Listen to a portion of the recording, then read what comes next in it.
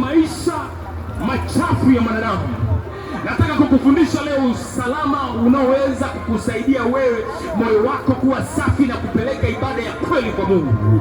Moyo wako ili uwe safi na upeleke ibada ya kweli kwa Mungu, unategemea sana jinsi gani wewe umeuandaa moyo wako, na kitu ambacho kunauandaa moyo wa mwanadamu kwa ajili ya kupeleka ibada ya kweli mbele za Mungu ni neno la Mungu lililo hai. Ukisoma kitabu cha Yohana Mtakatifu sura ya 17 na mstari wa 17 inasema hivi ya kwamba utakase kwa ile kweli na neno lako ndio kweli. Ukisoma Zaburi ya 119 na ule mstari wa 9 anasema ni jinsi gani kijana isafishe njia yake, ni kwa kutii akilifuata neno la Mungu. Kwa hiyo neno la Mungu linasimama kama utakaso, maana yake linakuandaa kwa ajili ya ibada. Ukiwa ni mtu unakuwa na mazoea ya kulisoma neno, kulitafakari neno la Mungu, linausafisha moyo wako, linatakasa maovu yako, na linapokutakasa sasa unakuwa na nafasi ya kufanya ibada ya kweli.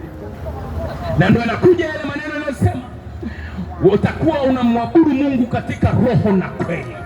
Yesu aliyekuwa akisema na yule mwanamke kwenye kisima, yule Msamaria, akamwambia mwanamke, ninyi wa Samaria mnaabudu msichokijua, lakini sisi Wayahudi tunaabudu tunachokijua, maana Mungu ni roho, na hao waabuduo yeye imewapasa kumwabudu katika roho na kweli. Mara zote ukienda kwenye ibada, ukigundua unaabudu kwa sababu unaenda kwa sababu unafahamiana na shehe au unafahamiana na mchungaji, basi sio sahihi. Kwa maana makusudi ya ibada sio kwa sababu ufahamiane na kiongozi wa dini. Ni unataka ufahamiane na Mungu unayemwabudu. Kwa maana kiongozi wa dini naye pia anatakiwa kumwabudu Mungu. Anakupa sahihi, anakusaidia kukuongoza wewe uweze kumwabudu Mungu sahihi. Kwa hiyo makusudi ya kumwabudu Mungu ni kwa sababu ya kumpendeza yeye peke yake. Kumwabudu Mungu ni wajibu aliyepewa mwanadamu chini ya jua. Baada ya Mungu kumuumba Adamu, alimwambia uniabudu. Hilo ndo lengo la mwanadamu kuumbwa. Lakini siku ya leo tumesahau jambo moja. Tunafanya mambo yote, tunasahau ibada. Tunafanya mambo mengi, tunasahau ibada. Na Yesu Kristo katika asubuhi ya leo anasema wananikiri kwa midomo yao, lakini midomo yao iko mbali na mimi. Midomo inasema tu nampenda Mungu, nimeokoka, nataka kwenda mbinguni, Yesu ni mwokozi wangu, mimi nafanya sala 5. Hivyo kama unasema unafanya sala 5, basi tuone na matendo yako yanaambatana na kile unachokifanya.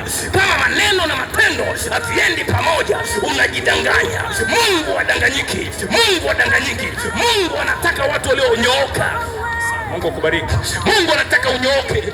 Mungu wetu amenyooka, neno lake limenyoka. Na wewe ukinyoka, nataka kukuambia hautatafuta baraka, baraka zitakujia. Wengi tunapishana na Mungu kwa sababu tunapishana na maneno yake.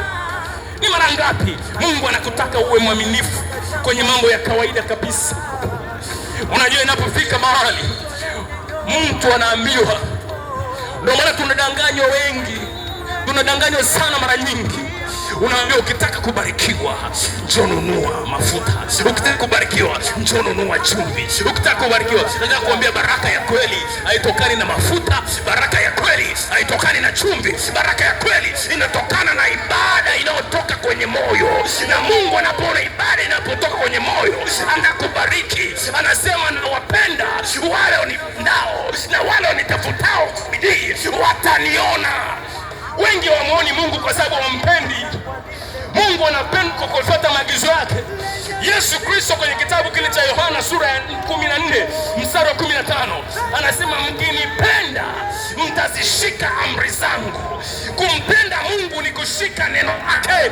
Kumpenda Mungu si kukimbia kwenye ibada na kumonyesha kiongozi wa ibada eti wewe unakuwepo. Kuna watu wako hivi, ngoja nikwambie. Kuna Wakristo, Waislamu wa dini nyingine yote, anataka kujionyesha mzuri, anajipendekeza kwa kiongozi. Siku kiongozi hayuko, amesafiri na yeye haji. Hatuendi kwenye ibada kwa sababu ya kiongozi. Tunakwenda kwenye ibada kwa sababu ya Mungu. Anayeabudiwa ni Mungu. Huyo kiongozi naye ni mwanadamu. Tutapofika kwenye hukumu na yeye atahukumiwa. Basi nendo ambatana na anayehukumu, usiambatana na yule anayehukumiwa. Kwa hata yeye anaweza kukengeuka, lakini Mungu hawezi kukengeuka. Yuko mmoja ambaye yeye kutenda dhambi, ni Yesu Kristo. Alikuwa mwanadamu kama mimi na wewe, lakini hakufanya dhambi. Anasema maneno hayo katika kitabu kile cha Yohana sura ya 1. Yeye alipoanza enzi ya baba yake mbinguni, ndio anaambiwa alikuwa neno hapo mwanzo. Anasema hapo mwanzo palikoko na neno, na neno alikoko kwa Mungu, na neno alikuwa Mungu. Pasipokuwa huyo hakuna kitu chote kilichoweza kufanyika. Anasema ndani yake ndimo ulikuwa uzima, na ule uzima ulikuwa nuru ya watu, nayo nuru inang'aa gizani, wala giza halikuiweza. Ukisoma mstari wa 14 katika sura ya 1 Yohana, anasema naye neno akavaa mwili akakaa kwetu, nasi tukauona utukufu wake kama utukufu wa mwana pekee atokaye kwa Baba, amejaa neema na kweli.